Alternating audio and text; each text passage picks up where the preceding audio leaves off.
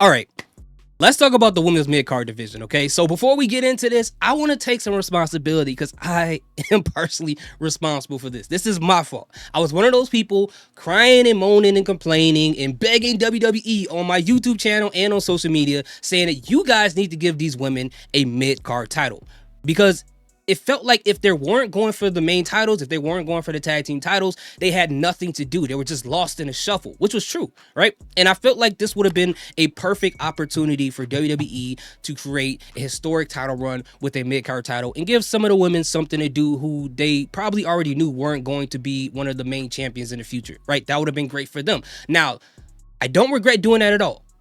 But in my defense, I only asked for one title. Why they came up with two titles, I have no idea at all. But we got two, and in the words of Liv Morgan, cry about it. It is what it is. So my main issue right now is not the amount of titles that we have. And don't get me wrong, it exacerbates the issue. It makes it worse. It doesn't help anything at all. It has something to do with it, but it's not my main issue. My main issue is how they're booking the mid-card champions, okay? It's getting hot in here. Let me turn this off. The mid-card champions, okay? Now let's start off with Lyra Valkyria, and then we'll move on to Chelsea Green. I thought it was dope that they had the inaugural Women's IC Championship match on Raw. I thought that was a big stage to showcase that. I thought it was dope. I thought Dakota Kai showed up and showed out. And I'm a big Dakota Kai fan, so I was secretly rooting for her in my heart of hearts. But it just made sense for Lyra Valkyria to win that title. Because on SmackDown side, you see Chelsea Green winning the Women's US Championship, and she's a heel, and she's a pretty familiar face. So it'd been great to give a baby face who is a rising star that people aren't too familiar with to get that title and kind of give it some prestige. And Lyra Valkyria, she's pretty good in the ring. I think she is very underrated in that department, and that's a different conversation for a different day.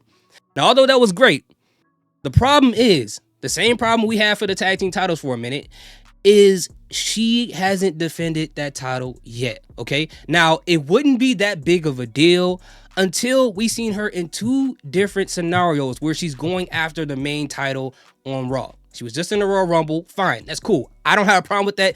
Anybody can get in the Royal Rumble. But then they proceed to put her in the Elimination Chamber qualifying match against Bayley. Why? Why would you do that in the first place? Shouldn't she be focused on the title that she has at hand? Couldn't they, if they wanted someone to beat someone else, if Bayley had to beat someone else, why not put somebody in there like Katana Chance, right? Or Kaden Carter. Kaden Carter's great in the ring, right? I think she's really good, and I think she would have had a really good match against Bayley. Why not give her an opportunity and have her, fight to the bitter end and have Bayley get over? But that's not what they did. So we got to work what we got.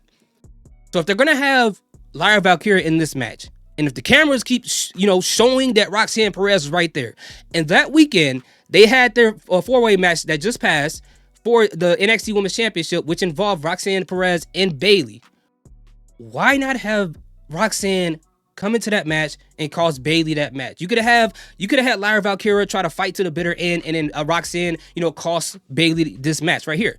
Or if you didn't want, Lyra Valkyria to lose, if you wanted to see Bayley and Roxanne in the Elimination Chamber, you could have just had Ivy Now come out and then cost Lyra Valkyria that match. And that could spin off into their feud because that's what they're having. You could have just had Lyra Valkyria almost beat Bayley but then lose. And then the story there could have easily been that Lyra Valkyria wanted to prove that as a champion, it was just as important as any other champion. So by beating someone as a future Hall of Famer as Bayley is, as a recent women's champion, that would have made her feel like that she was giving some prestige to the title because that's how important the title is to her. That's how you bring prestige to that title, bro. Why didn't they do that? But no, in her first match, after winning the title, she loses a match. Why do you do this?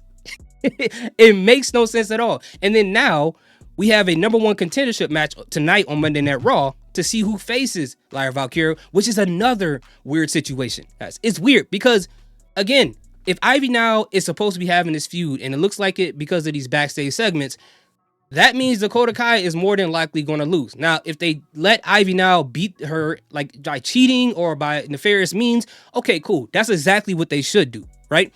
But if they don't and she beats Dakota Kai clean, that's another match that Dakota Kai lost again going for that title. Unless it's a storyline they're trying to build up where she loses over and over and she finally gets her chance. But again, if they were going to do this, if they're going to have a number one contender match and Ivy Now is technically going to win that match anyways, Again, you could have put Kaden Carter in there. And that's the only person I could think of because I feel like everybody's getting cut, so I don't know who's left. All right. So they could have just put her in there, had a great match against Kaden Carter, and then had Ivy Now get over in that match. And Kaden Carter could have just looked great in that match and then gained more fans. Because if people pay attention on social media, a lot of people really do like the content that she puts out there. So they could have got some people behind her. But we got the matches going on, so now it just feels like, okay, you're going to face a champion who did lose an Elimination Chamber match, so how important is this going to really be, all right? But hopefully they figure it out. I'm trusting the Triple H. He can figure something out. Some things right now look kind of weird, so I don't know if I can fully trust him yet, but I'm going to trust him. I'm going to trust him. Now, on the other side, we got Chelsea Green. She wins the women's inaugural U.S. Championship match at Main Event. Great for Chelsea Green. Picking her to win was the best thing to do. I didn't think Michin was going to win that match anyways. But her situation is a little better than Lyra Valkyria because at least she's defended that title multiple times. But the problem is she's defended it multiple times against Michin. Why? I think in these situations where you do this, even though you have other women available to get the champion over, you don't have to keep recycling the same people over and over and over. Because what is Michin getting out of losing to her over and over again? I don't understand that, right? But, and you can also get people from NXT to come up and face for the title if they're going to lose anyways. You can do that as well. But I guess since they have the North American title down there, it doesn't really make sense. But if you could just send people up and then showcase them and send them back down. They don't have to permanently be on the main roster. But at this point, it just doesn't seem like they have anything really for Chelsea Green to do. Now, personally, I feel like they need to start building up moments to go forward with her and Piper Niven splitting up. They need to start doing this now. I thought they were going to start that at the tournament they had for the Women's U.S. Championship, but they need to start planting more seeds and starting to split those two up. And I know people don't like that because they're like, oh, that's another tag team we're going to split up. I mean, honestly, again, like I said, send those women tag team titles down to NXT because them being on the main roster doesn't really make any sense because now they got to makeshift a bunch of random tag teams to even fight in that division. So to have Piper and Chelsea, if you want Chelsea to be this big baby face and Piper Niven could be this heel, the ingredients is right there. We need to start planting into this because WrestleMania is right around the corner. I highly doubt they're not going to have any of those women's mid-card titles being defended there. So right now is the opportunity to start building up these storylines going into WrestleMania at all. Now, again, Chelsea's isn't as terrible as Lyra Valkyria's situation, and they do have time. They do have time, and, you know, WrestleMania is about a month or some change away. So hopefully they can figure this out. But right now, the way they're doing it, you know, both women, in a sense, more so Lyra Valkyria, it wouldn't have made a difference whether she had the title on or not at this point because they're treating her as if she's not really a champion. And I don't believe champions should always win everything, but there is a certain way to handle a champion because whatever you do to them, it doesn't just affect the wrestler, but it does affect the prestige that happens with the title. It's almost like what we saw with the IC title before Gunther got it, remember? Or so many other things, right? But anyway, what do you guys think? This is just my random rant. I didn't write this down, but thank you guys so much for watching. Let me know how you feel in the comment section, okay? Salute, peace, have a great day.